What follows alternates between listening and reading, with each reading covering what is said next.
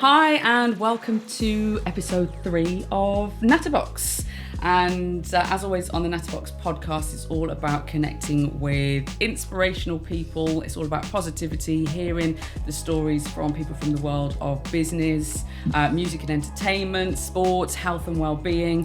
And I am very, very excited to welcome my next guest for the Nattabox podcast. We've been talking about this as well for so long that I'm sure at some stage you're probably thinking it wasn't actually going to happen. So ta-da! But it is the one and only Daniel J. Smith Jr. Yo. Nice to see you. Nice to see you. Thank you for joining me. Now, I'm here, man. You are indeed. Now, just to give you a little bit of a lowdown on who this man is, and I've written it all down to make sure that I don't do any slip-ups, but we're talking, you have been Mr. Universe, European gold medalist when it comes to bodybuilding, 4 times world champion, 6 times British champion, 6 times UK champion, and if that wasn't enough, then stepping outside of the world of bodybuilding, you basically thought, you know what, I'm going to try my hand at boxing, and you are now the Midlands heavyweight champion. Yeah, man, sounds good hearing it back, man. Sounds good hearing it back. It's been a long journey. So just nice to hear that back, you know what I'm saying. And now just chilling and relaxing for a bit. Now you are, is it Wolverhampton born and bred? Wolverhampton born and bred, the Lunt, the ghetto, the grotto, or however you want to call it. So yeah, Lunt, Heath Town, Penderford, Ashmore Park. I've been everywhere in the Wolves, yeah, man. And a few other places as well, but Wolverhampton's my home, man. Now, I spoke to you a while ago on the radio, and I've also been crazy enough to have a little. We did a little workout session together. Yeah, we did. That was put on the good old socials. You put me through my paces, but can you tell us how did you even start on this journey? Because that's an incredible amount of successes to have. Thank you. Under your belt. Yeah, so I started, got qualified through Bilson College, the Wolverhampton College, which I then became a teacher at later on. But started there, and it was after, pretty much a bad spell. So, I left school, no GCSEs, living in Heath Town and stuff like that. And it was just like a confusion, not knowing what to do, what I want to do myself, where I want to go, getting caught up, in the wrong side of the law. But I always wanted to be something positive. It was just being around the wrong people and growing up in the wrong areas as well. So I decided to go to college. It was after I see my mum cry for the first time, right. Just wanting me to change. Been arrested multiple times that year. So I went to the college and I says, what's there? Gave me a prospectus. And I wanted to do something physical because I was always into sports, won athletics and stuff like that. So I seen the gym instructor course and the personal trainer course, and I was like, yeah, that's something I'd like to do. So I looked there and then. I actually went in a suit as well. I actually went in a suit to the college to enroll, and everyone else was in tracksuits. So I went there and they put me on this course, and then, I just found a love for it. I could see that I had that genetic potential. I was growing from the get-go, and I'm very focused on things. So when I find something I love and connect with, and I have potential towards, I connect very, very well with it. So I see my potential very early, and just excelled. And as soon as I got my qualification, straight into work. Worked at Pure Gym, was busy from the get-go. So from morning till night, from 6 in the morning till pretty much 10 at night with a little gap in the day, I was non-stop with clients from the get-go. So I was earning more than my parents were combined. And that was from my first qualification. And that inspired me. That inspired me to say, you know what, there is a way out. You know what I'm saying? I've been able to do this in a short period of time. Imagine what I could do in the next 3, 4, 5 years. And then that's where I went on to compete. Can I, before we get into the sort of the competitive side of things then, because that's fascinating in itself, the fact that you've taken yourself from an environment that could have quite easily, by the sound of things, taken you down a completely different path. Mm-hmm. So when you made that choice to say, do you know what, and again, the effect it was having on the likes of your mom, when you made that choice to think, I need to switch this up now, how did that then impact your relationships with some of maybe your peers that you'd been growing up with? Did you then inspire them in terms of the changes that they'd seen you make, or was it one of those where it's like, I just have to cut this side of my life off completely if I'm going to go on to progress? I found initially, you know what, when I look back, I think I was just that focused that I just naturally just wasn't around them. Okay. And I think it wasn't a choice, and I think this happens a lot. It's not a choice that you make. It's just the fact that you've got training at a particular time, or you're eating healthier, so you're not going out as much, and your plans don't fall in line with theirs. And the natural transition is you just don't spend as much time together. Right. So they might be, chilling or whatever, and they might be doing things at a particular time, but that's my time to train. So I'm not going to be available at that time. They're not available when I'm available. They're not eating the things I'm eating. You go out to somewhere with them, and then, you carry a meal or whatever. And naturally, you see a difference. You see that you're different from these people, not because you're better or anything like that. Just you've got different goals and they align differently. Right. So it was never a choice. It was just the fact that your availability becomes completely different. So I think that took me on such a positive path, and I see myself around different type of people. So then my clients were all, maybe not would say rich, but they couldn't afford luxuries. Yeah. And that's why they had personal training and stuff. So I went from being around those type of people that were kind of chilling, just whatever, doing whatever, to people that are earning significant amounts of money, and I'm around them every single day. Yeah. From morning till night, helping them, and they give me respect. And then you kind of just blossom towards that. So I think that's where it became like, okay, I'm understanding there's two separate things here. There's these guys that don't have any stress in it. Well, you don't see the signs of stress and anxiety. They're happier. Yeah. And you suddenly see the contrast of where you used to be. And then you just move more towards this way. I mean, I'm a big believer in you are who you surround yourself with. And I also as well say to my mom, your net worth is your network. Yes. Or whichever way around it is. Yes, but it's just so, it's always trying to sort of surround yourself with people that you can learn from, who inspire you. But at the same time, there's certain things that they can probably take from you. So that sounds like it's exactly that. Did you always have that level of discipline then that you started to apply even before you got into training, when it comes to, I'm training at this time, this is what I've got to eat, this is when I've got to eat, this is how much I've got to do? Or is that something that you had to teach yourself? Teach myself. I find that so we're in Heath Town, and when I was living in London, it was a rough area, and all these different places. You'll find a lot of people that have a lot of discipline. It's potential discipline. So even someone who plays computer games all day has a certain discipline about, I'm going to go home, play the game at this time, and then they use their tactical awareness to get past these things. It just doesn't translate into other things in life. So the trick is to be able to transfer them skills over to other. So I think my dad was, he's ex-RAF, he's an ex-boxer, etc. So he would have incorporated some of these things into my life from early. But because I didn't have a structure at that particular time, you couldn't see it. Only maybe some people could see it. I could see it myself when I then found a passion and transferred the skills. So then it's like everything that was, whatever it may be, whether it be even people that are getting involved in wrong activities, they still show attributes like courage, time, whatever it is, tactical awareness that could be transferred into other things in life. Right. So even on the street, even in the roughest places, they've got transferable skills. They just don't understand it because they haven't been able to transfer it into something else. It's not what they know. Yeah. As soon as I start hitting the weights and start being like, I feel that connection with the weights, and I feel that I have something that I could be successful in, I transferred all the skill. And was it instant for you? Did you know as soon as you you'd got that qualification, you stepped into the gym, you picked up whatever your 25 or your 30 kg dumbbell at that stage? Is that when you thought, do you know what? Was there just an instant, I like these endorphins, I want more of this? 100%. It's kind of like in boxing. In boxing, you'll find you'll hold the pad for someone and they can hit it really hard. Right. They don't have a clue.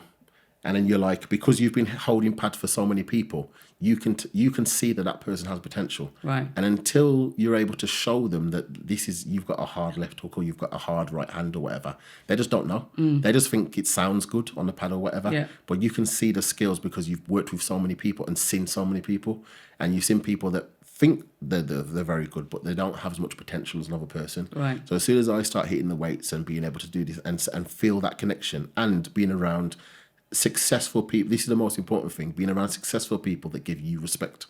So if they've been able to build a business or do whatever they're doing, whatever, raise kids, things that are very tough. Yeah. And if they can look at what you've done or doing as, hard and give you respect, you feel like, okay, that's someone who's done something hard. and they think that I'm, they're giving me respect. This must be something good. Okay. So it's the encouragement as well. So I think a little bit of being around the right people, which helped me in my job as a PT, and gaining their respect helped me along, as well as unlocking my own potential. Now, I'm trying to think of the way in which to word this question, but I'm assuming that you weren't always this size, because obviously the level of training you must go to get to the stage that you are now, and people I'm sure will go and check out your socials and see about your history.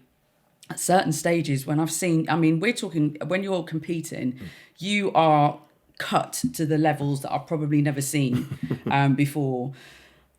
Where have you always been sort of broad and stocky and big, or were you one of these that when you were younger, you were sort of scrawny, skinny, and then you've really had to work at it? Yeah, I was slim. I was really skinny. I was in athletics, so that worked to my advantage in athletics. So is that hence the nickname Sprinter? Sprinter, yeah, that's the nickname Sprinter. So I was really good at 60 meters, more so than 100. So 60 meters was my main one, but I was good at both. And then 200 was my third. So being slimlined and being skinny, it helped me, in terms of my speed, etc. But I had power. I always had power, because that's where the training from athletics come from. And so I had a six pack from I remember having a six pack from when I was 12 or 13, one of them ones. So I was always slim and slimlined, etc. And it was there, the foundation was there. But it's something that only some people will look at and say, if you were to apply yourself in that, you'd look really good because your physique's good. So the physique, the fundamentals were there, but I was probably when I first started bodybuilding, which at age of 21, was it 21 or 20? Something like that, I can't remember. But I think I was 60 kg, something like that. Yeah, really? That's lighter than me. Yeah. So I was quite light. I remember I competed, I was 78 by the time I'd competed, but when I first started hitting the weights, I was 60, 62, something like that. And how long did it take from you getting into bodybuilding and weight training before you entered that first competition? I believe that was when I first started training, I think it was 18, 19 around them times, and then competed. My first competition was 21. Wow, okay. Yeah, 21. So. And how did you get on in that? Terrible. Oh.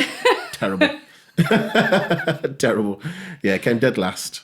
Not well prepared. It's the taking part that counts. Yeah. Not well prepared. Got laughed off the stage and everything like that. And then I just thought, I'm coming back. Okay. Back. So that was a driving factor. The driving force for me. This is where, with myself, I kind of just focus on what I got to do, because when my back's against the wall, and Liam will tell you this as well, when my back's against the wall, that's when I perform the best. So I'm always looking for challenges. You work better under pressure. I work better under pressure. Yeah, I'm always looking for challenges. So if my back's against the wall, if there's a fear factor involved, there's something that's unlocked in me. Right. So I'm always looking to unlock a potential, because we can all have strengths and fundamentals, but to unlock a new factor that wasn't there before, there has to be some element of fear. Do you know where that's come from? I don't know. Maybe that's just, some people, it could be genetics and stuff like that. It could be how you're structured, DNA. It could be just one of those things. Some people, they're more, they analyse things. And people talk about the whole sort of fight or flight. Fight or flight, yeah. And I think that comes from, it might just be from your upbringing. It could be in your DNA, from ancestries. It could be so many different things. But I feel some people, they react better in fight and flight. Some people don't. So the people that don't, they have to focus more on the scientific aspects, plan more, be maybe coaches as opposed to athletes. So some people are just in their DNA, they're just more, they have the potential to be athletes. Right. Not because of their physique or structure, because of what's in here. And the discipline, or the self-discipline. That's it, yeah. So when you combine the two, I think that's when you really get, and that's why coaches and athletes work so well, because you might get somebody who is better in a fight or flight situation in terms of fight. Another person might be flight, but that could be a good thing for them, because they I can't fight in that position, so I have to focus more strategically to make sure that I'm in certain places. So that combination between an athlete who's just going to run and just do it, and a person who can focus more on the technical side, you get the perfect combination. Right. So I think I'm just more of a fight. in a fight or flight situation. Right. And then, you know, that's where you kind of work together with other people that have that information, that strategic planning, that guidance and stuff like that. So, yeah. So what was the first competition that you ever won? The first one I ever won, I actually came second. So my first year of competing in 2012, that was like, was that 2012, something like that. So, it was UK BFF. So back then there was only two federations. Right. UK BFF or NABA. And you were going to be either with one or the other. Very political back then. In my first year... So and BFF stands for obviously for people that don't know. Yeah, UK BFF is the UK, so United Kingdom Bodybuilding Federation. Right. And then you got NABA, which is the National Amateur Bodybuilding Association. Okay. And basically, my first year, I came dead last on the first one, second on my second one. So I had 3 months. No, I had 6 months to go That's from... an impressive jump. Yeah, cheers. To go from like, boom, down on the ground to where I want to be. So basically, I did one of the first qualifiers of the year, and then I could only do the last qualifier. I had to give myself enough time. That was the only chance. So I had a 3-month off season, put as much size on as possible, and then 3 months on, you know, cutting. And I came in very, very sharp for that, because every single day it was like, in the back of my mind, I was thinking that I could hear the laughs. Right. The laughs when I was on stage, I could hear that. Is that from other competitors? No, it was just like the crowd and stuff like that. It was still in my head. Were they as cold as that? Yeah, man, I'm telling you, Okay. it's when you get crowds. Ruthless. yeah, boxing, anything competitive, you're always gonna people that like that. Right. Do you know what I'm saying? If someone loses a fight, you just look on the internet, everyone's on it. You know what I'm saying? It's the same kind of thing. So what it was a good thing though, because every time I felt like, you know, maybe not today, or this is really, really tough, them things are the things that remind you. Was someone coaching you? Nah. To be honest, I've never really. So been all coached. of this that you've achieved, Yeah. has just been you. Yeah, I've had people that have like given me a third eye. I've always asked people for help. Yeah. So I'm never too proud or too shy to ask for help. So I've always asked for help. You know what I'm saying? But I've always coached myself. But you know, sometimes you have to say, you know, how am I looking? Can you have a look at my posing, stuff like that? And there's always people around for that. So I always say like, I feel better when I'm in control of a situation, but when someone can keep me accountable. Right. Yeah. So like I've had Ryan from Saxon Gym, I've had Jimmy from Atlas, you know, because these guys are knowledgeable, they've done it. Yeah. So like whenever I feel like, you know, to ask if I'm on the right track or you have any recommendations, I always ask for help. Okay. You know what I'm saying? So yeah, it was always kind of pushing through, and it was just like I had a short period of time to make a difference. And every time I felt like it was getting tough, because the first one was unbelievably tough. Right. Unbelievably tough. It was so tough, I couldn't believe it. From the competitive level, or just even the preparation and the training? Just everything, because I was pushing myself to such a level, and it was like everyone makes it look so easy on Instagram. You know what I'm saying? And Facebook and these things, and I was like, am I doing something wrong here? Like, am I missing something? And everyone's posting their pictures, you know, their best pictures are up there. I'm looking at myself in the mirror, I'm like, I'm nowhere near. What am I missing? And it makes you feel like giving up sometimes. But you know, I says I can't, man. No matter what I've got to do it. There's not a choice. There's no choice. So how did you feel when you got that second place? Second competition, you've had first one, last place. Second competition, second place. Was that a really feel good feeling? It was good. And did that? Yeah. What made you think? Do you know what? Yeah, I'm going to win the next one. That's it, because I was so much smaller than everyone else anyway. Because they had size advantage, but my condition was a lot better. Right. So I was beating guys that had won loads of championships before, and this was my first real go at it. So I was really happy. Did that put any of their noses out of joint? No, you know what it was. Because you're a newcomer, or is everybody quite supportive? Everyone's quite cool. Everyone, you might get the odd one here and there that's, you know, just as humans are, but nah, it's a good community. Right. It's a good community. So I was backstage and you're looking at everyone, and everyone looks better, you know, bigger. And but I just said to myself, is it intimidating for you? Nah, to be fair, because I put so much into it, I'm like, I couldn't have done anything else. I couldn't have physically done anything else. I think sometimes when you feel like you could have done something else, you start to play mind games with yourself. But because I knew I did absolutely everything, I just said, I'm going to go out there, I'm just going to enjoy it. Right. You know what I'm saying? And that's what I did. And I think my personality showed on there. And I just felt good out there as well. And I think that was a confidence boost, because I beat guys that were much bigger than me. This might be a really silly question, but because you mentioned in terms of the size difference, Is bodybuilding like, you know, with boxing, you've got like your featherweights, welterweights, lightweights, heavyweights. Yeah.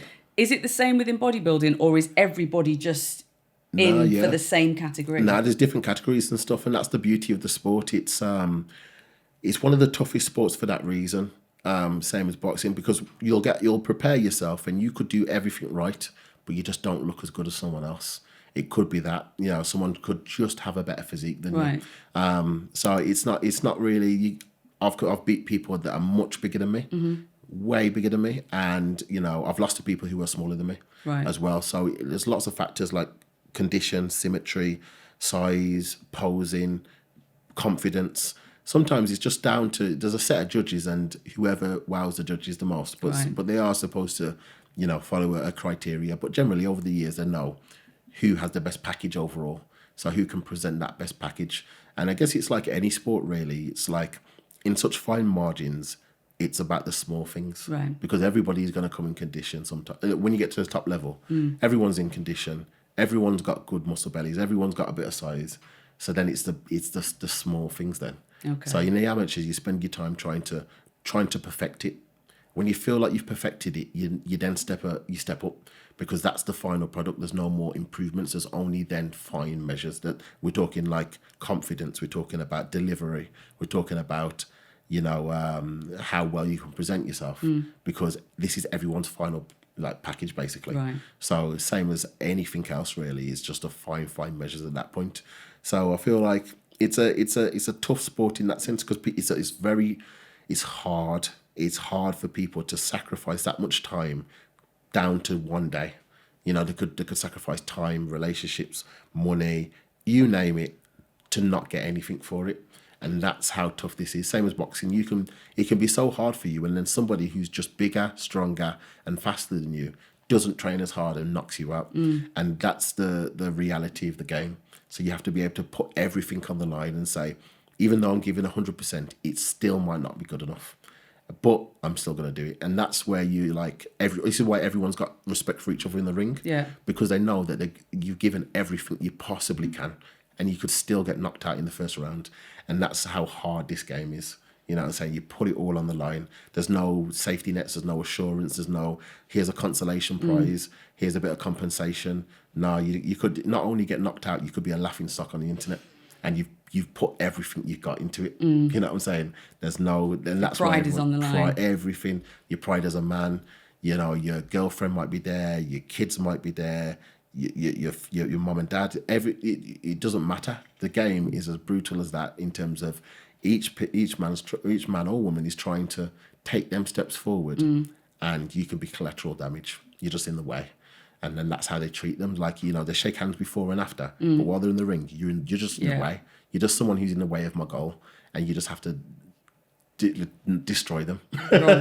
Yeah, you have to. I'm going to come to the transition of sort of going from obviously weight training to and bodybuilding to boxing. Yeah. But before then, when was your first win in bodybuilding? And what was it? So my first one, that was the following year. So my second year. And that was the first competition. It was an interesting story because I had, in my first year, 2 second places and 2 non-places. So I didn't place in the British finals, and that's the best of the best. So I didn't expect to. That was just more about going. But I did a qualifier after that for the next year. I came second in that, and I was really happy with that, because I was a bit gutted because I wanted to win. But again, it was a big achievement in my first year. Now, the following year, I had more time now. Yeah. So I had more time and put on some more size, and I felt like this was going to be the one where, right, I'm bigger, I'm better, I've got more experience, and I'm just going to, you know, show my best now. So it's going to be, I'm not just so much of the underdog now. And then I think it was like a week or 2 before, I got food poisoning, and then I went from looking my best, and I never looked like that before, to then losing a bit of it. Right. So now I'm a bit disappointed, and I was like, okay, I might have to pull out of this. But then got a little bit better, closer towards it, and I had to make a decision. Do I go into the competition or do I not? Did you have to put back on at that stage? What it was, I think, so with the food poisoning, it was a lot of water that I put on. I think I put on like about 10 kg from where I was in days. Really? Just ballooned up full of water and stuff. What did you eat? I think it was, I was allergic. It was an allergic reaction. Right, Yeah, really? yeah, 10 kilos? 10 kilos of just water.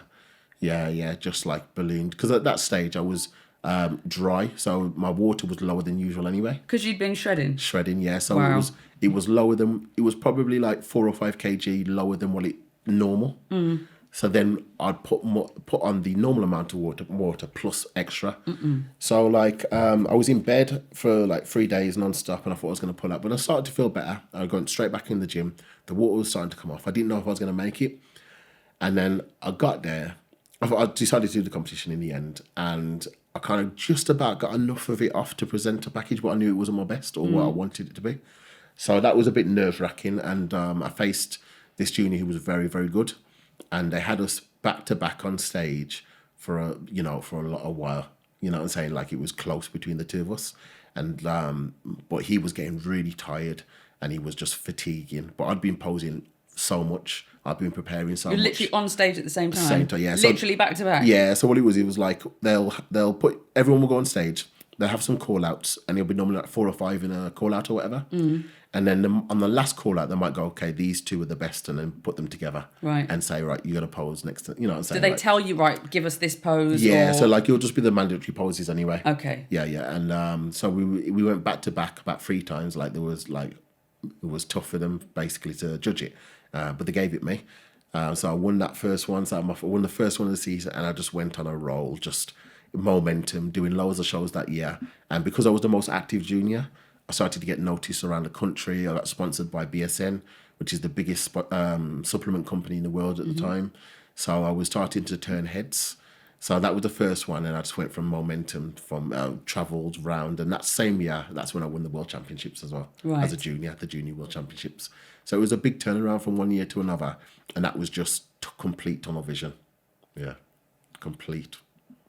You just wanted more? I was just locked in, absolutely locked in. When I'm locked into something, I feel like, I could be completely tunnel vision on it. Yeah, completely. Are there any kind of bodybuilders or anyone that's your inspiration? Because I mean, obviously the first one that comes to probably most people's mind is Arnie. Yeah. And I don't know if you've watched the documentary. I know a lot of people who have, but there's obviously so many other people out there as well. So who's your inspiration? So it was interesting because like I used to watch every single day. So I'd wake up before work and hit cardio every morning. So you can imagine I'm like tired a lot. I'm in a calorie deficit. So it was tough. I've never done that before. Right. So like every morning having to go onto the cross trainer, hit the sauna before work because I'm waking up really early and stuff. And I would watch both at night and in the morning while I'm on the cross trainer, the bodybuilders from the 90s. Okay. So we're talking about Ronnie Coleman, Flex Wheeler, Kevin Levrone, all these guys. Main one was Flex Wheeler, but there was a lot of motivational videos as well. So, you know, the montages. Yeah. Just different bodybuilders put together and stuff. And it was also some Russian bodybuilders. So I was just watching some of the up-and-comers who were not quite famous, but they were maybe like the top amateurs. Because it made it realistic for me. I was like watching them, and it was more so the fact that while I'm on this cardio, while I'm doing this, it's showing me what the results are going to be. Right. Like if I keep doing this, that's where I'm going to be. So I'm going to be in that position. Because whenever you're you're going for something, when you're watching other people, you're like, that exact seat they're in is the same seat that I'm going to be in if I keep doing this. So it's important for me to watch these things while I'm doing the hard work. Because sometimes you're doing it and you're like, well, what's the point of this? I don't really understand what's the point. Like, I'm not today. It's just I don't really see any outcome from this. But for me to see it, and I'm like, I'm inspired by them. I'm like, I'm literally doing the hard work that they've done over and over again, and now they're in that position where I'm looking up to them. I see it now, you know. So everything I'm doing starts to make sense because sometimes you just lose grasp of it. So like me seeing them on stage, with everybody respecting them, you know, and then you realize, okay, this is why I'm doing this. So then it's easy for me to get through it. So like them days where I didn't want to do it or whatever, I can watch it, and it was the fact that I'm going to be in that position one day. So I can't stop. You know what I'm saying? Because I am going to be there. It's just a realistic, but it's in front of my eyes where I'm going to be. So then I could get through the cardio sessions, I could get on the weights and stuff, because I'm going to be there. So just constantly looking at different videos, and some just draw to you better than others. Right. So I keep flicking through, and I can tell within 5-10 seconds of a video if it's going to be that one that pushes me and says I'm going to be in that seat. Others not so much. So I had a little playlist, and I would just repeat the same playlist over and over again. Yeah. So that's where it came from. But also as well, everyday people. You know, because I had the clients that were just everyday people. And when you see their struggle and you're like, man, people are going through some struggles here, it makes you want to struggle too. You just mean in terms of in their personal life just or when it comes to training? Personal life, just personal life. And it's like, it's important to be around the struggle.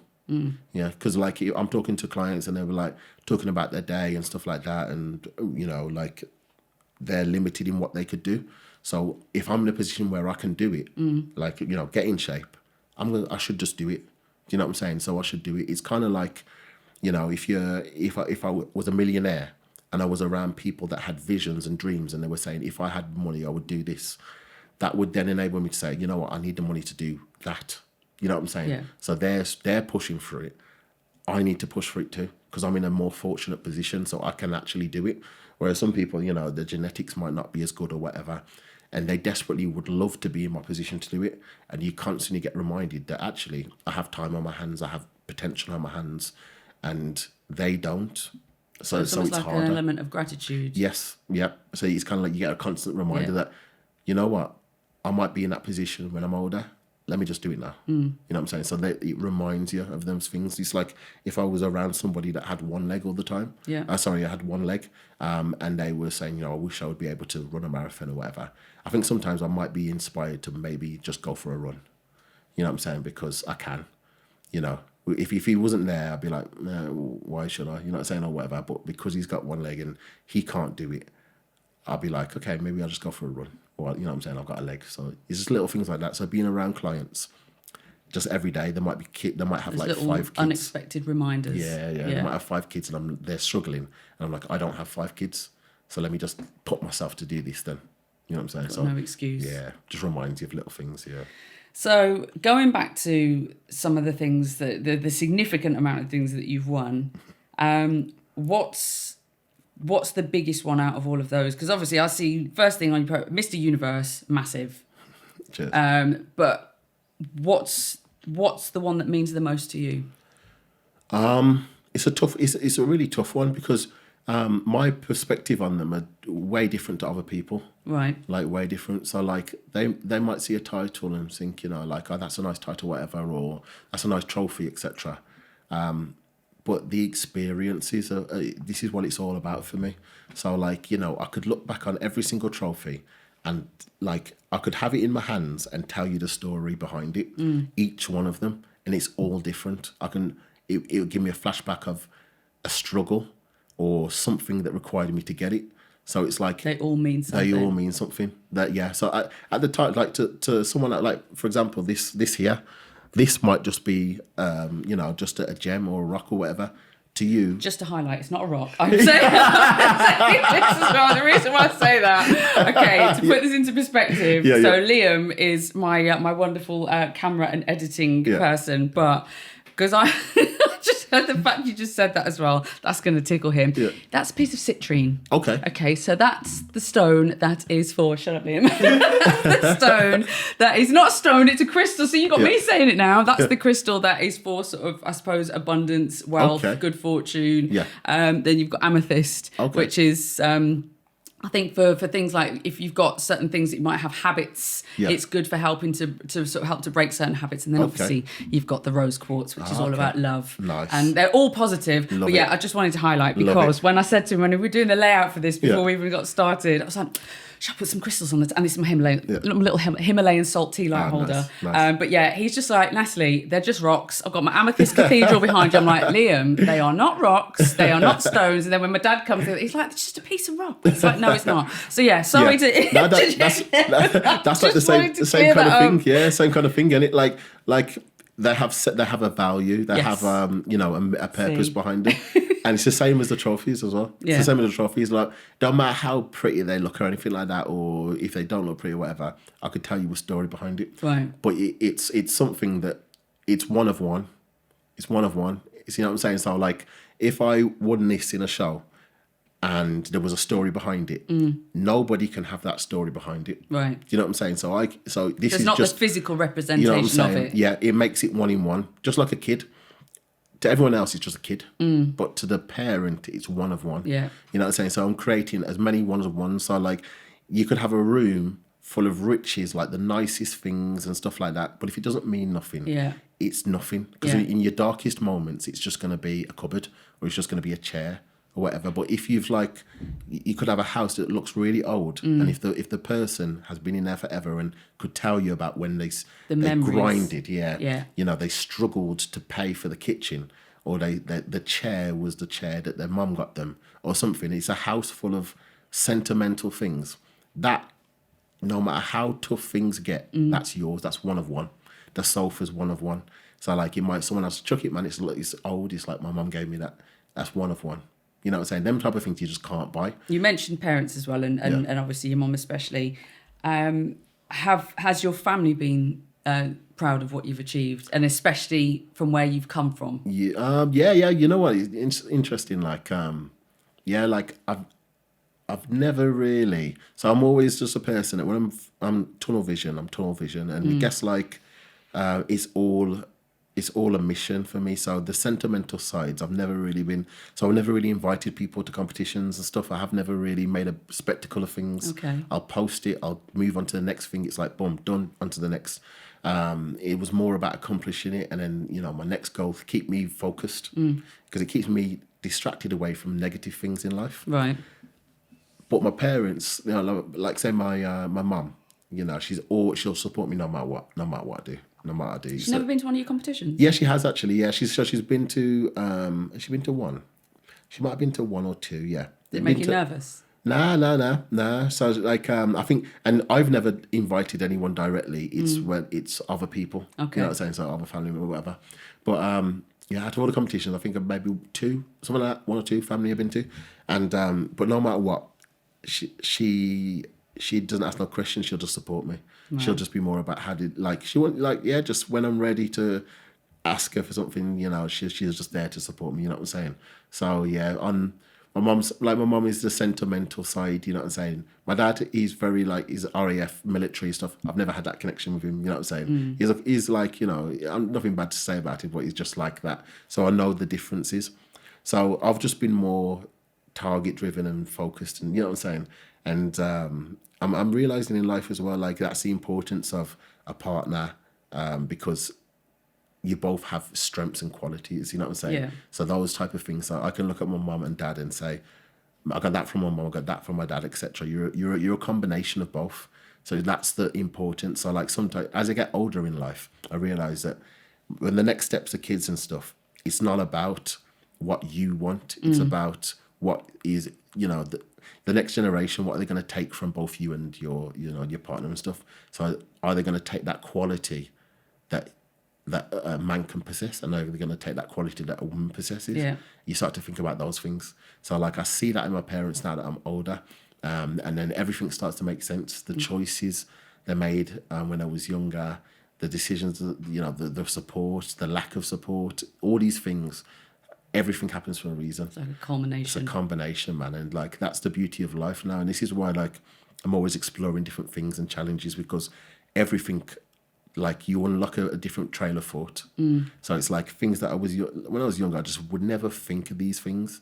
And I'll say, I don't understand why this has happened or why that, now everything starts to make sense. So like, I start to see different sides of but I've never really seeked anything. I've always been very super independent, which I'm realizing also isn't always the best thing. So I try. You're an only child? No. So I've got 3 brothers, 2 sisters. But what it was when I was a kid, I was more the black sheep kind of thing. So like I lived with all my siblings. Are you the baby, or are you in the middle, oldest? When I was young, I was the youngest. my dad had a child after, Okay. etc. But when I was young, I was the young. So when I was in my family house from young, I was the youngest. You were the baby at the time. But I was getting in trouble from a young age. Right. So we're talking like I moved in with my grandparents to learn manners. Okay. And stuff like that. That was when I was 8. And what's your heritage, your background? So Jamaican. Okay. Well, so my mom's side Jamaican. Right. Well, both my grandparents are Jamaican. But on my dad's side, then my dad's from England. My dad was born in England. Okay. Yeah, but my mum was born in Yeah, Jamaica. I know about my mom's family background is Jamaican, so Yeah, I know yeah. about the discipline. And when we had her on a few weeks back as well, then she was raised by her grandmother. Yeah. So yeah. Yeah, you know what I'm saying? Moved me out to the family The Jamaican home to discipline is you know different what from I'm saying? that generation. That's it. Yeah. And even from understanding that Jamaican heritage it's rare now. Well, not as rare, but it's a dying breed, because like our generation now, all of our grandparents are Jamaican or from Jamaican descent, etc.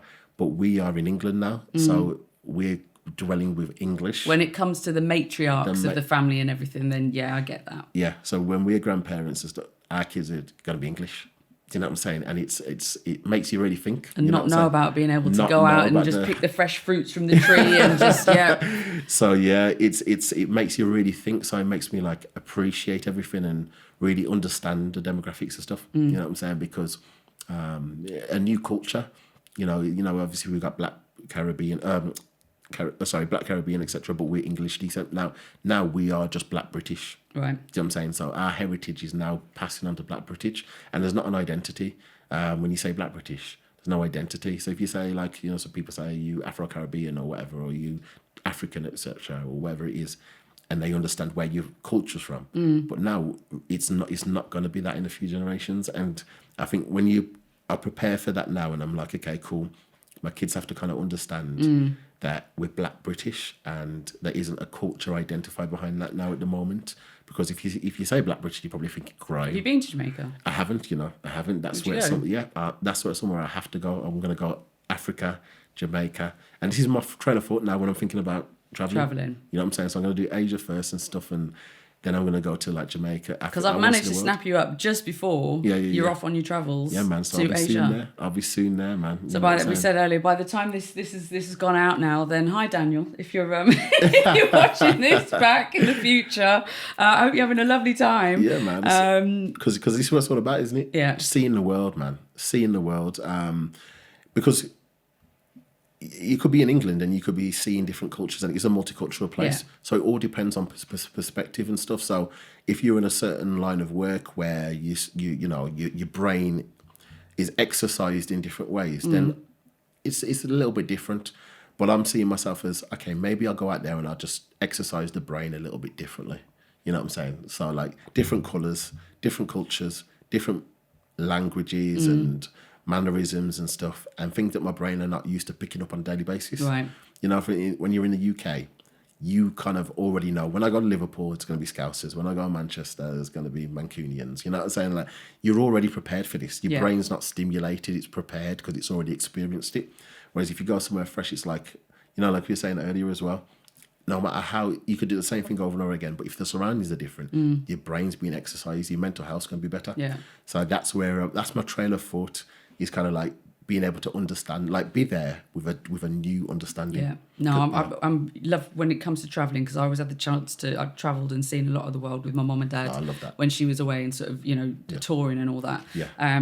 So I think that it's one of the best life lessons that you can have is to be able to go and experience. And even when it's little things, I've been to Japan a couple of times, and whether it's sort of not just stateside but all over Europe, Australia, and there's certain countries that you go to, and it was always a case of trying to make sure that even if it's just the courtesy words like the hellos, the please, the thank yous and goodbyes, just to respect the fact that you are in someone else's country, and rather than going there and thinking, oh well, everybody speaks English, so I don't need to know that. It's just all those little traits that my mum and dad sort of instilled in me from when I was young. So I love the fact that you are a traveller, because I think it's the best experience, best lessons that you can learn and along the way. Definitely. And I think that's it makes sense when you say that, and I think that's why you're so good at what you do as well. And I think that's why you are like, it's You know, like how you said, like, you know, you think back to your childhood and you think, why did the Rubik's Cube come this way? And like, you've traveled, you've experienced different people, like your communication levels and your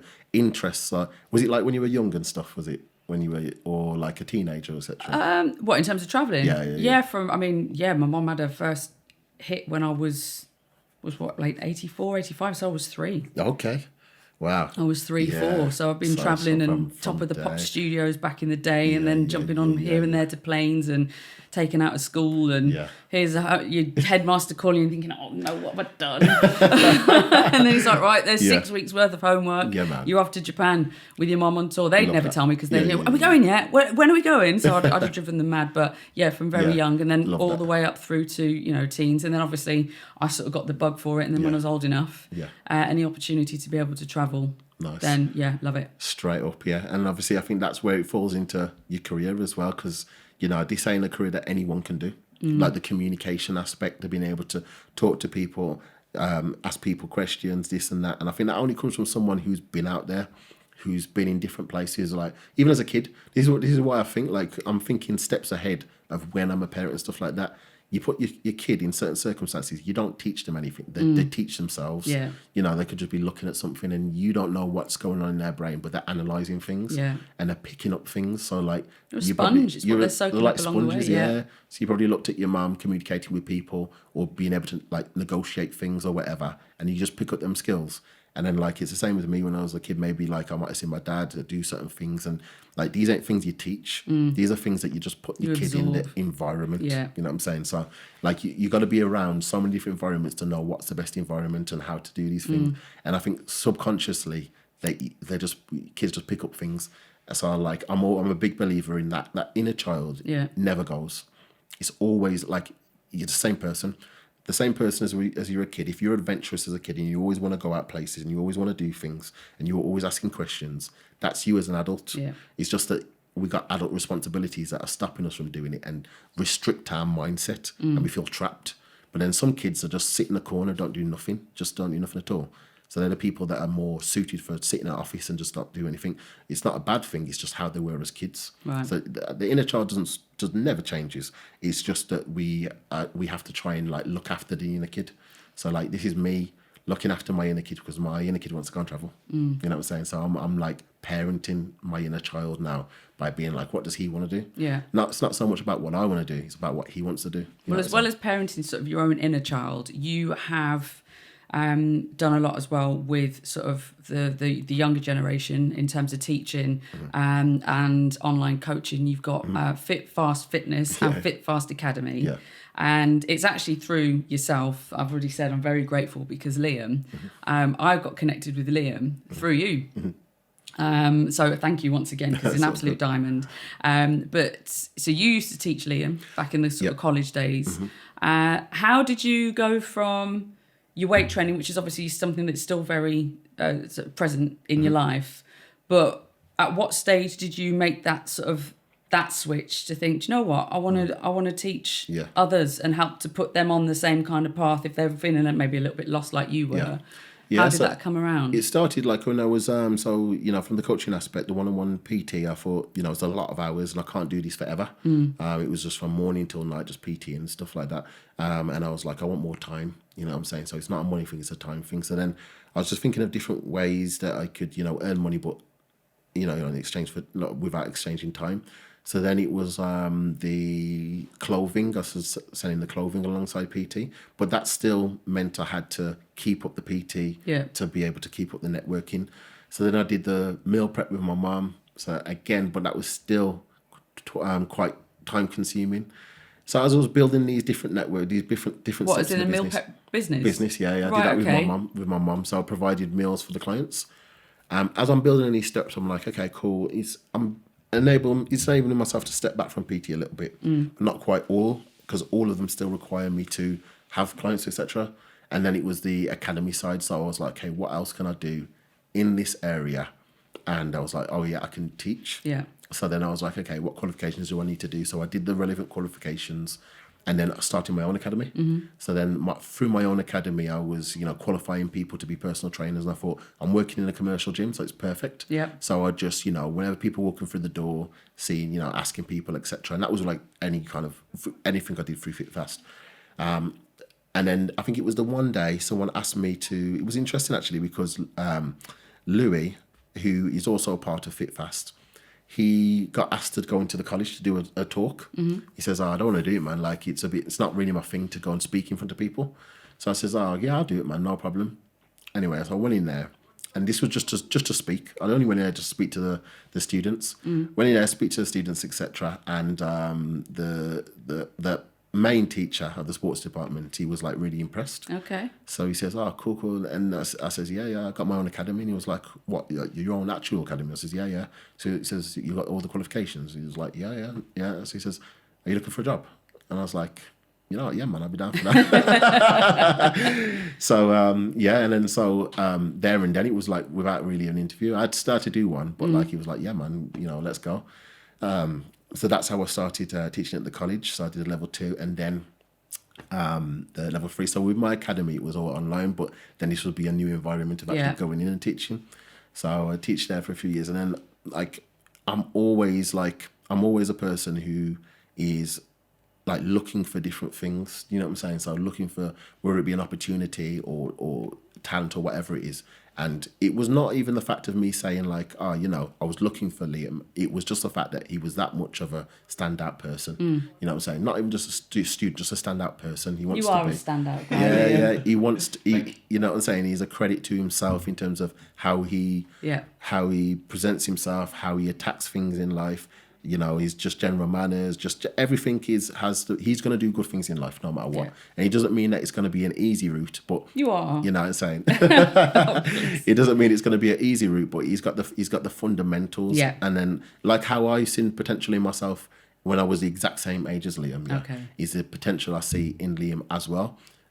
Even if it's like from a different aspect, you know what I'm saying? I saw something in myself and was like, I can go somewhere with this. Yeah. You know what I'm saying? I didn't know, I'd never done anything, I'd never achieved anything before in my life, but I know that this is something I can do.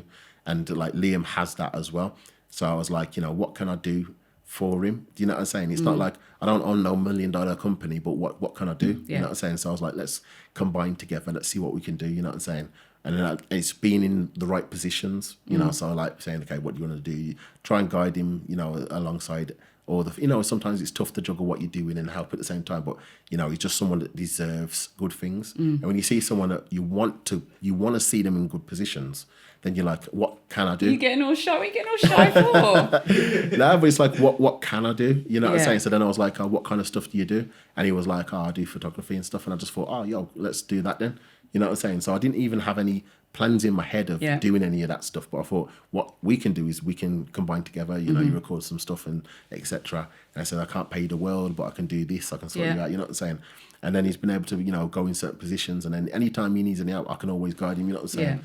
And it's just little things like that. And then, like I said, I think he's going to go far, do you know what I'm saying? Because my first steps in PT, I was busy, but it wasn't like I had it all figured out. Yeah. You know what I'm saying? It was just as I went along, then I was like, okay, what about this and what about that and what about that? You know what I'm saying? So, yeah, he's going to go far, man. He's going to go far for sure. Well, again, when sort of we first connected, that was one of the things that I loved about you, just in terms of your spirit and your, I suppose, willingness to want to help others as well. So even though you are as focused and as disciplined, and probably one of the most focused people that I've come across in a long time, especially when it comes to sort of that fitness and knowing what your goals are, you do also like to give back. And as well as obviously the what you've done at the college and what you're doing with your own academy, you've been doing things as well, even sort of when it comes to free boot camp classes for the older generation, sort of the generation where a lot of people who might be sitting there thinking, well,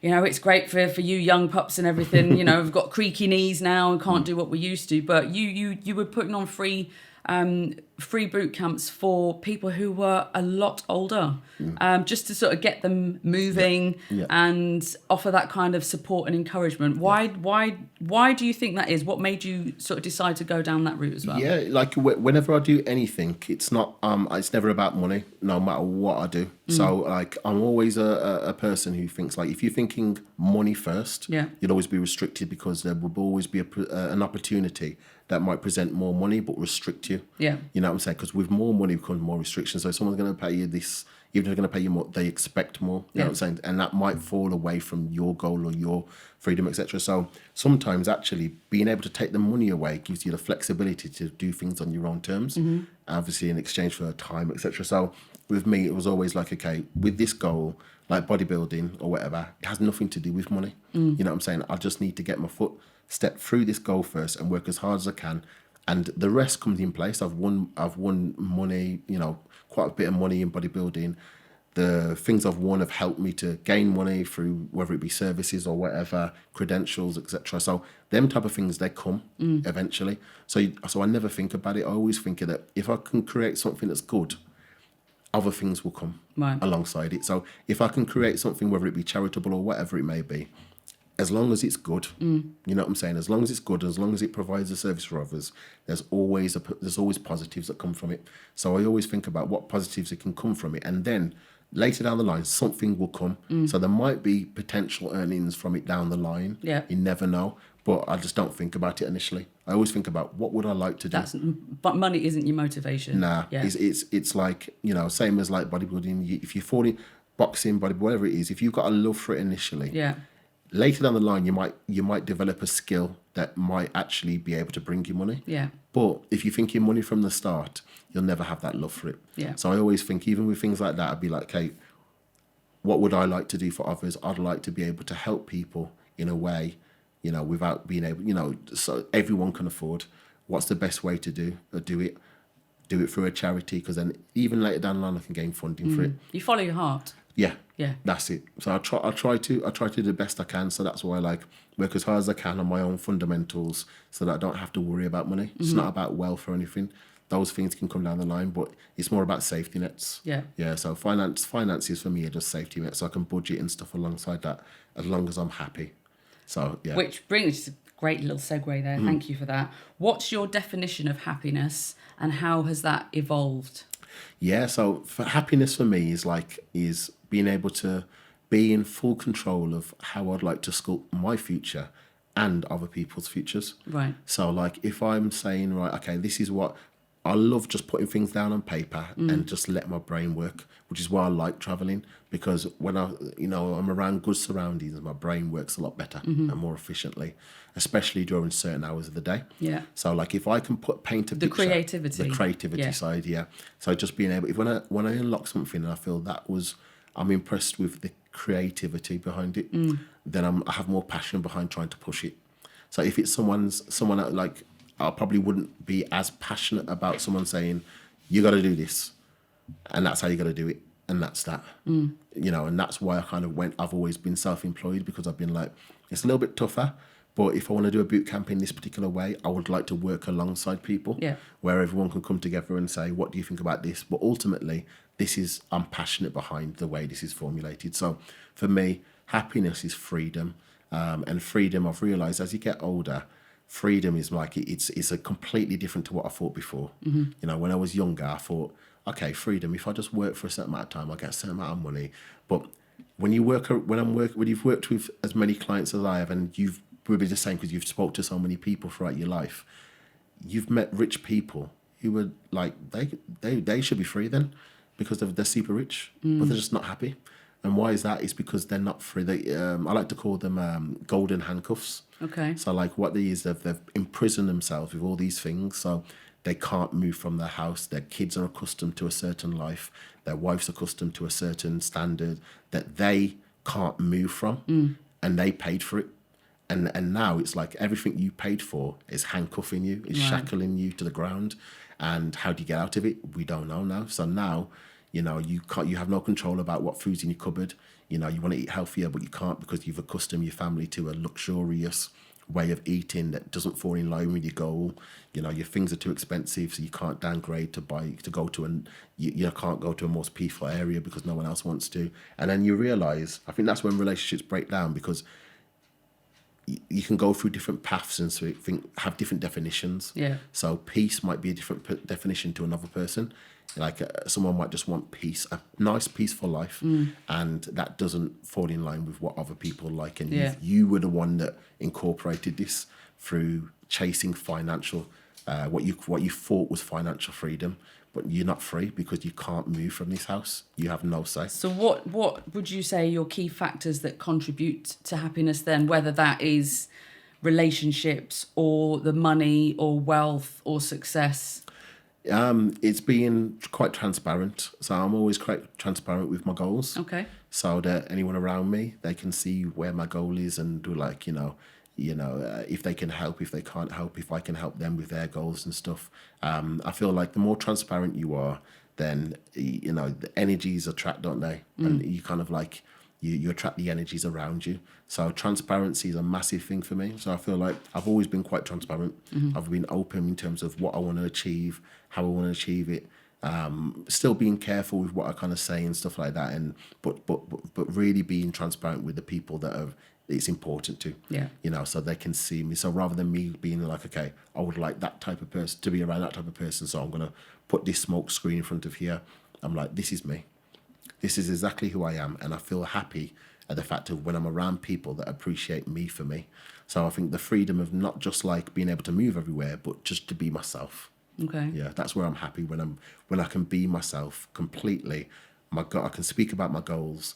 I can, it doesn't clash or tie in with arguments or anything like that about my goals or my what I want to achieve in life or what my definitions of happy are. And then I think it's when I can work together with like-minded people, I'm just happy. That's why I think bodybuilding's helped, because it's so simple. It's a simplistic life of me just doing the same things on a repetitive basis, and I can be stimulated by them. So how did you get into boxing? Boxing, my dad was always a boxer. Yeah. So my dad was always a pro boxer. So I've always boxed from young. Okay. Yeah. Is it one of your favourite sports? Yeah, I'd say football was always my favourite. Who's your team? Arsenal. Is it? You're a Arsenal. gooner. I'm a gunner. Yeah, I'm a gunner. So like Arsenal. That was because I moved to London when I was I think about 13. Right. So that's where I became an Arsenal fan. I think like boxing, it's different because I like to watch football. Right. I like to watch football. I don't find the same kind of challenge from football. I feel like it's just something that it's a little bit safer. Right. I feel like if I could turn back time and be a kid again, I feel like I could be a footballer if I just applied myself to it. Right. But being a boxer, it takes a certain. If you ain't got this here, it doesn't matter how skilled you are, it doesn't matter how good you are, how much you study it. Only a select few can be successful in boxing. Right. You know what I'm saying? Because when it gets really tough now, like Liam will tell you this as well, like, when you're in the pads and stuff, it's not too bad. Yeah. When things That's my favourite kind of exercise, pad work. the pad work. Yeah, it's love nice. Pad work. It's nice. But the real life scenario of when you could potentially get very, very hurt. It unlocks a different kind of mindset. So you see on the TV, people freeze up in the ring and stuff like that. And you think, why don't you just throw? I don't understand. Like you can do it, so why don't you do it? It's a complete different ball game when your chest is hurting, you've had a liver shot, that's hurting, your legs starting to get heavy, your legs are really heavy, you're compromised, and like they can't see that you're compromised, but like you're really compromised, and you think I could go in here now, and be even more compromised, right, and look slower and get really embarrassed now. You know what I'm saying? And sometimes it's like the pressure of that. It can separate, like, if someone's really going to be a boxer or not. And that's the same as bodybuilding, because you can say, it's all good when you're not dieting, but when you're dieting, you're like, man, I've got 6 more weeks of this. You know what I'm saying? And the fact that I could just look terrible. Right. You could do all of that and sacrifice your relationship, or, the not your relationship, but the wellness of the relationship. Yeah. Sometimes if the partner doesn't understand, a lot of money, everything that deals with being an amateur, like it's you putting the money up as a beginner, it's you putting the time up, it's you being in a position where people don't understand and they don't understand the emotion, etc. You go through all of that and you could just look terrible. Right. And that's, I think, what's the difference is, because in football, you know from the get-go if you're good or not. You know what I'm saying? You'll know if you're good. You know, you're going to play football and you I've got make a fair few friends who think they're great. Yeah. But like, So where's your professional contract then, love? Yeah. But you know, if you're getting hammered 6-0 every game and you're a defender, you know, you're not going to make it, are you? You know what I'm saying? You're not going to make it because you'd have been snapped up by another team. You know, or if you're a striker and you haven't scored in 20 games or 30 games or whatever, you pretty much know that, you know, you're going to have to go back to the drawing board. You can do it in silence. You're just not as good as you need to be. But in boxing, you know, you can look really good on pads. What year did you start doing your boxing then, in terms of from thinking, I'm going to do this professionally? I think it was like 2000 and I'd probably hazard a guess at 2016. Yeah, 2016. So like I'd always boxed, but actually going out on the stepping in the ring, I think it was 2016 or something like that. So it's a few years then. Yeah. So I've always boxed. So I've always had like the fundamentals, but actually getting in the ring is fairly recent. Yeah. Now that you're boxing as well, what's your preference out of boxing and bodybuilding? They possess two different things. So like in boxing, they're both very lonely sports, I'd say. But in boxing, you're physically testing yourself out on a complete different level in the training aspect. Right. And then when you get in the ring, I think it's all mental. Whereas in bodybuilding, I feel like it's all mental throughout the whole preparation stage, and then it's physical to get up there. Right. So it's like a bit of a seesaw thing.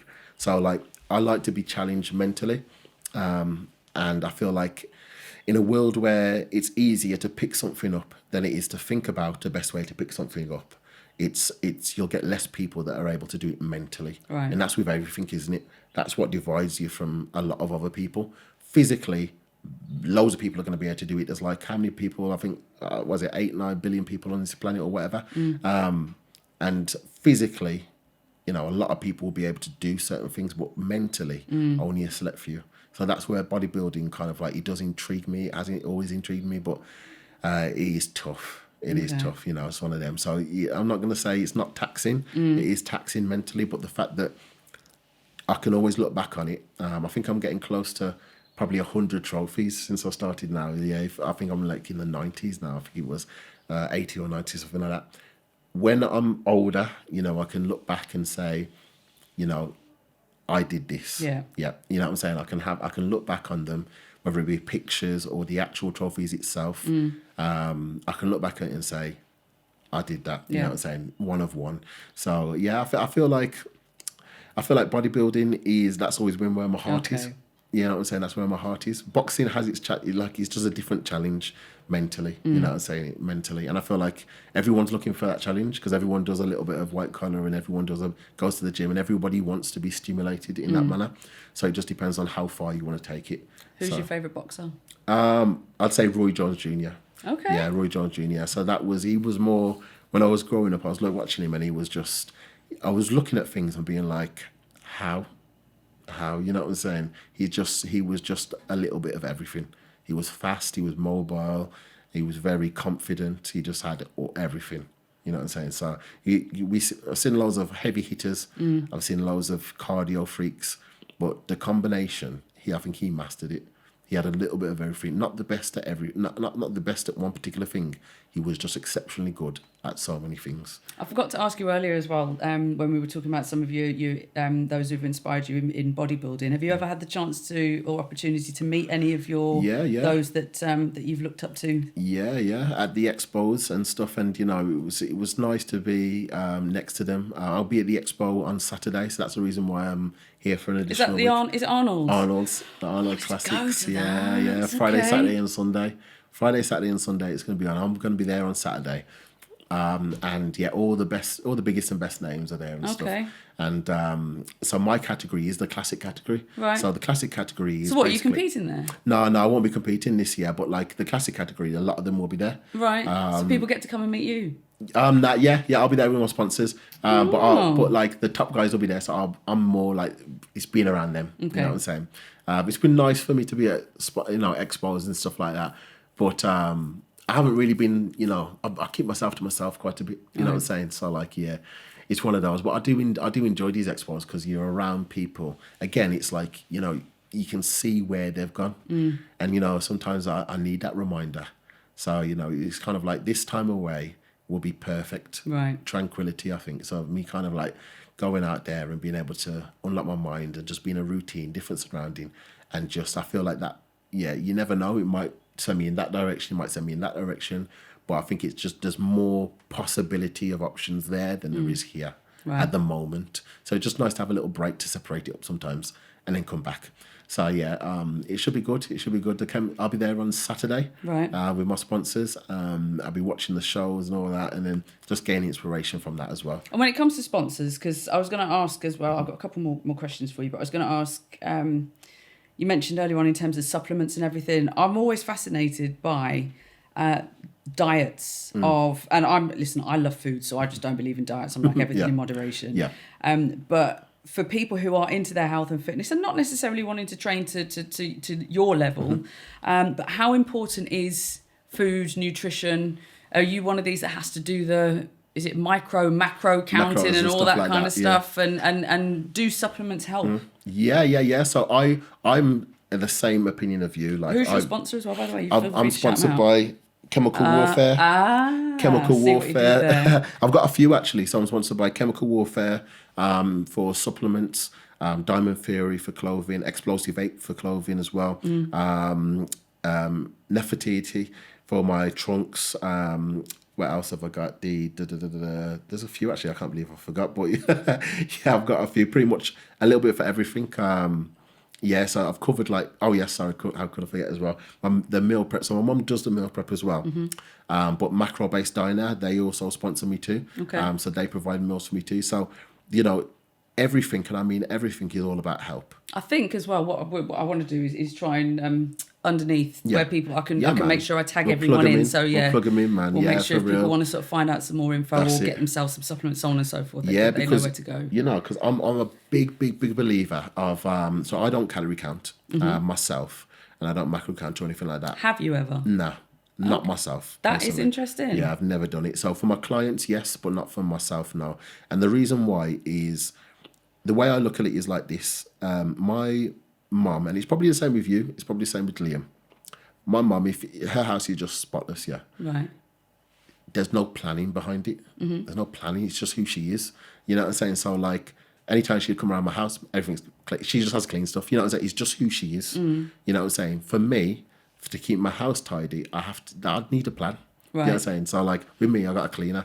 But like if I wanted to be a person to be on top, I would need a plan. Right. It would have to be like maybe Monday the kitchen, or maybe Tuesday the this, or do you know what I'm saying? I would need a plan. I would. I'm really honest with it. I would need a plan because it's not who I am naturally. Yeah. You know what I'm saying? So I come in, I was like I'm like, then things are, and then I'm like, okay, well I got a bit of time, I'll do this and that. But when you're about it, and when it's you, there is no plan. So like I had to incorporate that mindset from a very young age. I mean, I was just passionate about it anyway. Yeah. About bodybuilding and this and that. And I was so passionate that you'd have to get me out of the gym. You're trying to get me out of the gym rather than get me in the gym. So like it was within me. So it was just second nature. Right. So it was more like a lifestyle from a very, very initial age. I knew that for me to from the perspective of food, for everything. Right. So I was like, I have to get as much protein as possible. I have to rest as much as possible. It was never about limitations. Okay. It was about, I've got to get as much good nutrients in as possible, and that's even for weight loss. It was more about, I've got to do these things in a regimented manner, but it was more about the quality. Okay. So in order, is that what your message would be to anyone? 100%, right. 100%. So it's all about a calorie deficit. So you're going to be in a calorie deficit, but you can, if I is say... Is this when training? Yeah, with diet, training, with anything. So like, there's calorie deficit. For you to lose weight, you've got to be in a calorie deficit. Yep. But I don't feel like basically, just to explain to people, you're basically burning off more calories than what you're intaking. Yeah, but I don't. The reason why I've never calculated it is because if I'm working as hard as I possibly can, I'm in a deficit. Right. You know what I'm saying? So like, I would have to eat junk food repetitively to not be in a deficit, because that's how hard I'm working. Right. So I was just more about feeding myself as regular as possible. So every 2 hours, I would have a meal or a snack or a shake because I'm feeding the muscle. Right. So like I was that confident that I'm in a deficit because I was working that hard. I didn't have to calculate it. You know, it's the same as like I always said, like with my mum, she's just so confident that she doesn't have to set a plan Mum's a about good planning up. cook. Yeah, you know what I'm saying? And it's the same with that as well. She wouldn't need a cookbook. Yeah. Do you know what I'm saying? She can kind of like figure it out. Yeah. You know what I'm saying? Because she's a good cook. Again, that's coming from the Jamaican roots. That's it. You know Not what just I'm the saying? Jamaican roots, obviously. You know There's what a I'm lot of saying? people, but yeah. But it's true. That's Jamaican heritage, isn't it? You know what I'm saying? So if you're either good at something or you're not, and you have to have the mindset that you are putting in as much work as that you don't need the calculations. That was me. Do you mind me asking how many calories you have to eat a day? So again, I don't calculate, but I would say probably about 5,000-6,000. Yeah. What's the average? What am I supposed to have? About 2.5? 2.5 to say. For a woman? Like 2.5, yeah. The reason why, again, with someone who is trying to develop that mindset, I think they need a plan initially just to get into a routine. Right. So like the plan isn't actually accurate, because if you were to like see how you've been sitting here at this table now, if you're not sitting at this table tomorrow, you burn less calories today than tomorrow. Do you know what I'm saying? Right, yeah. So if you go out for a walk at this time tomorrow and don't sit here at this table, you're going to be burning more calories. So that means your calorie deficit is going to be different. Yeah. So a watch can't tell you that. It can only tell you averages. So I don't even want to look to see my step count for today. I think it's going to be, let's not talk about it. Everything is averages. Right. Because even if you sneeze, it might take a calorie. Ah. You know what I'm saying? So your watch ain't going to pick that up. Yeah. You know what I'm saying? So you sleep for longer, you do this, you're stressed out. If you stress, different calorie target completely. So it would be actually impossible to know your calorie deficit. Right. So you're either going to be you're either working hard enough to be in a calorie deficit or you're not. That's my opinion. But the plan is there for us placebo to say, right, okay, this is around about where your calories are. And if you train this many times a week, this is around about going to put you in your calorie deficit and stimulate the muscle enough for growth, right? You know, for adaptation, for shock, so that you're constantly improving your metabolism. So it's all guidelines and stuff, but ultimately you want to be in a mindset where you're like, things are working, just like when you were 20, when you didn't have to diet. That's the goal. That is the goal. Days. You know what I'm saying? You never needed a plan, so you always want to go there to a mindset where you don't need a plan. Right. The plan is there initially. So I always say with my clients, this is a base plan. This is where we're starting. This is what we're going to do initially. And then over time, we're going to gradually, not be able to have this plan. So when you know what's working and what doesn't, like I know if I train 6 days a week, as long as I sleep a certain amount, I know I'm going to recover as long as I'm eating a certain amount of protein. It just gets to the point where it's second nature. It's just in there. Yeah. You know what I'm saying? It's just in there. And that's where we're trying to take every client. So yeah, I find like after time, if you can develop that mindset, like anything, anything that someone's a specialist in, they don't need the pen and paper. Yeah. You know what I'm saying? They just, all they need is like accountability when they take it to the next level. Yeah. Yeah. Adversity, what would you say to anybody who might be facing or trying to overcome some kind of adversity, and how has overcoming adversity shaped your perspective on life? Yeah. Just like, anyone, I've been through my fair share of adversity and stuff. And I find that like you take, big lessons from each one. I'm always writing things down. Okay. So I'm always writing things down so I can take a mental note of what's happened, because sometimes I feel like we repeat mistakes because we didn't write them down. Yeah. So like that's where we forget, or we think that this is different, but it's the same as before. But then if you write it down, you realise that this is the same as before. Is this in terms of writing down like a checklist of things you've got to do, or even from a journaling perspective to... both. Right. Yeah, both. So I have 2 books. I have a things to do book and I have a normal book. And my things to do is just what I got to do today. Right. And then my book, my other book is just like, if an idea comes in my head or something that I think I need to remember, that's distinctive, I'll write that down. So then almost like a book of reflection. Yeah, just a quick one, because I can look back and be like, okay, cool.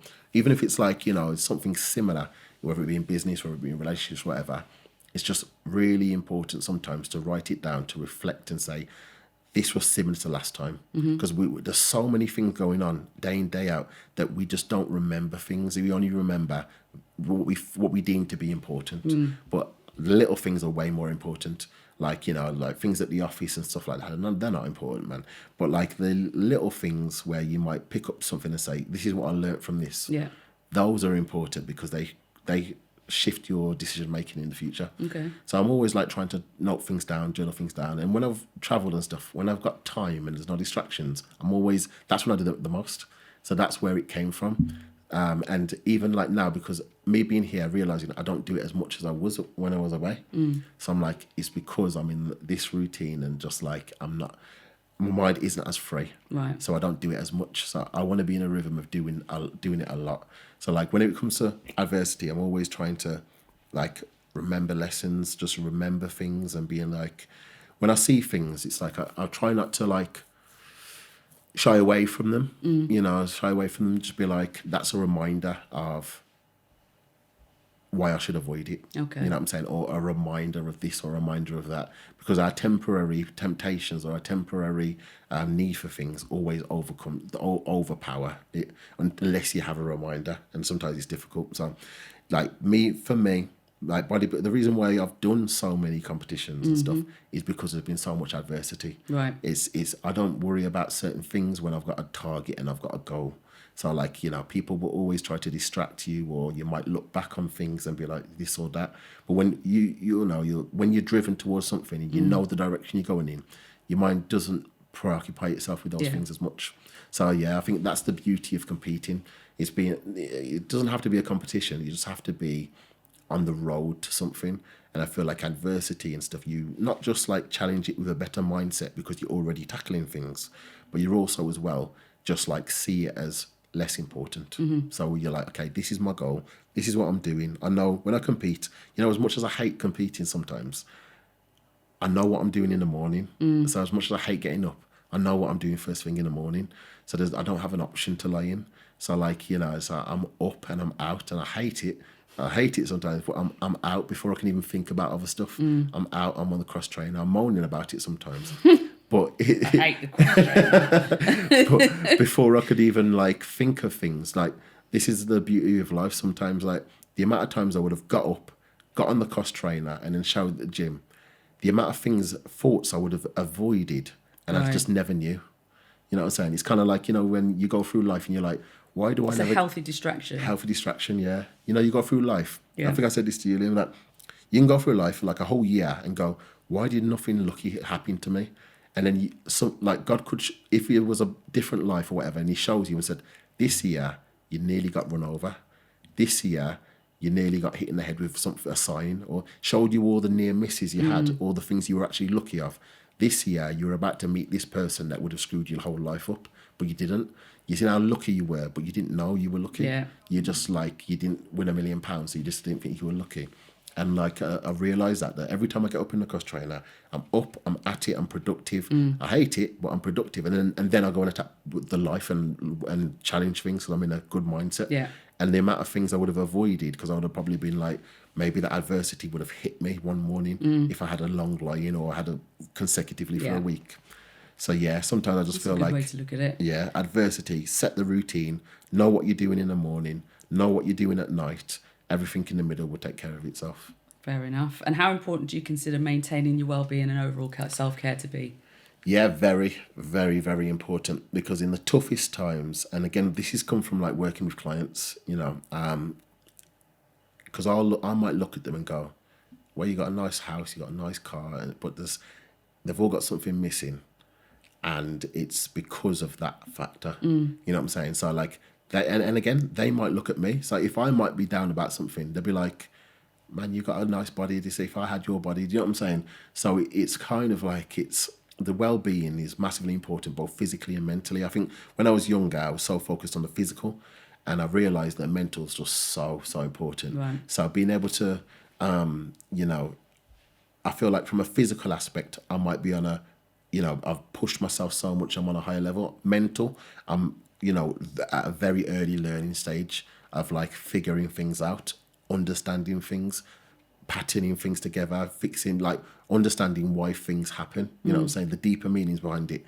And I think that just comes from networking, speaking to people, hearing their experiences, looking at things. And, you know, I used to think it was maybe from reading books and stuff, but I don't. I think it's like analysing, just like when we were kids. Yeah. When you're kids, like kids just analyse. They analyse better than adults, because adults are, we think about things. We're like, oh, don't do that. Purity. Yeah. And I think like when you can go back to that, like books and science, like I see people on the internet argue over scientific studies and none of them can actually do it. You know what I'm saying? Like, none of them can actually do it. And that's because it's the same thing. They're just frustrating them. So they think that the book's going to tell them everything. And it does have its place. Yeah. But experiencing, listening to people, talking to people, real life stuff, that's where I'm figuring out the mental side. And I feel like if I can combine the two, I get like the best version of me. So I'm just learning at the moment and just trying to experience as many things as possible. So that's why I understand it's not all about money or anything like that. I look around and I just look at, if I see someone who's genuinely happy, which is normally people who were just okay financially, you know what I'm saying?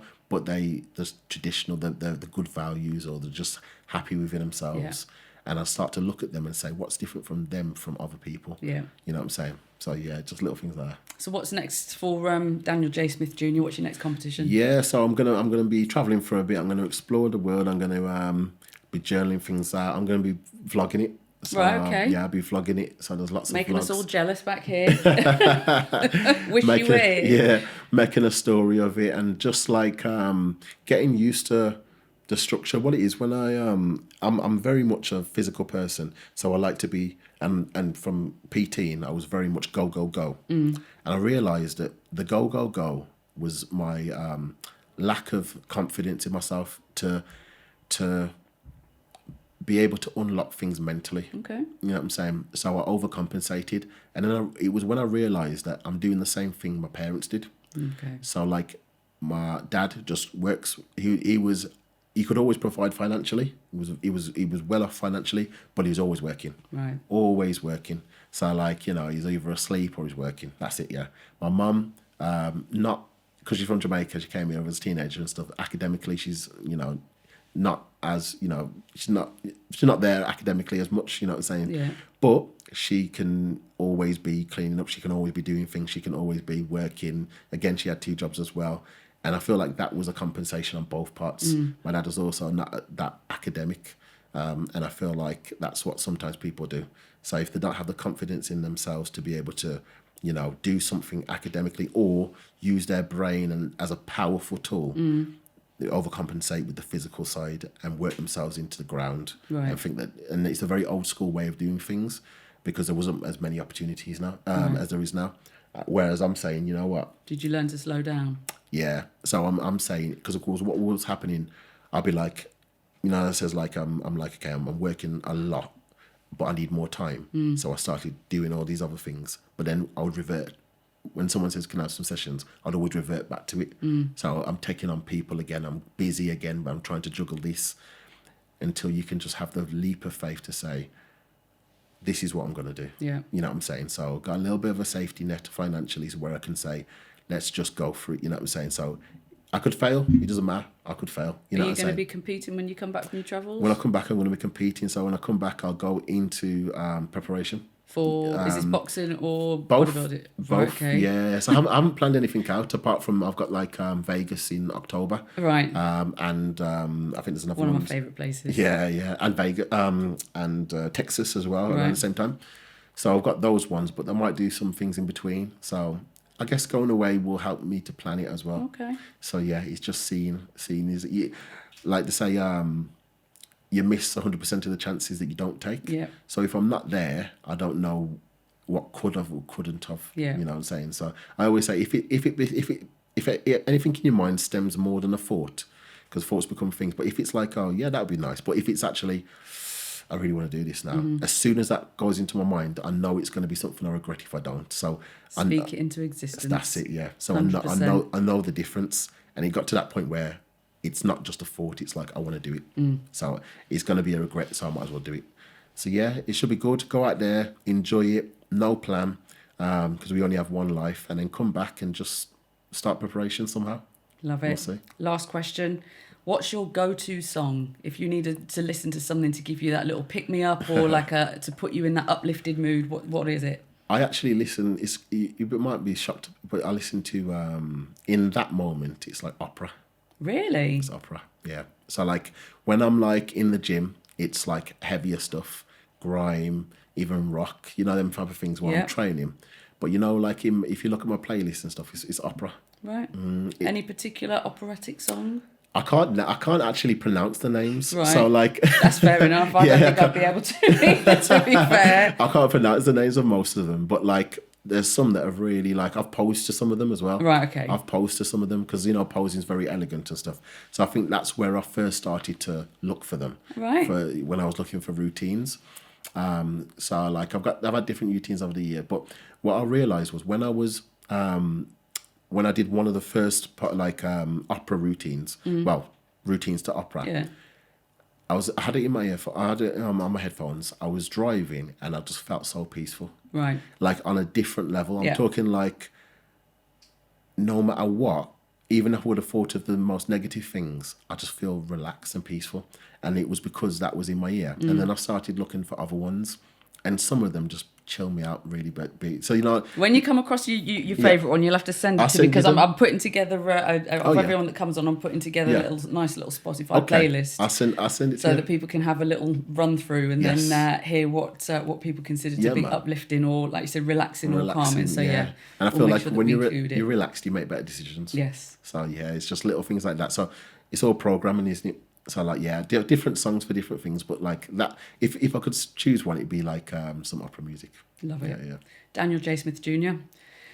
Stay safe on your travels. Thank you. It's been an absolute pleasure. All the best for your competitions later in the year and beyond. Thank you. I'm sure the next time I get you on, then all those numbers will have increased even more so. But thank you for coming on. I appreciate you. Obviously. All right, rub that bit in. Why don't you?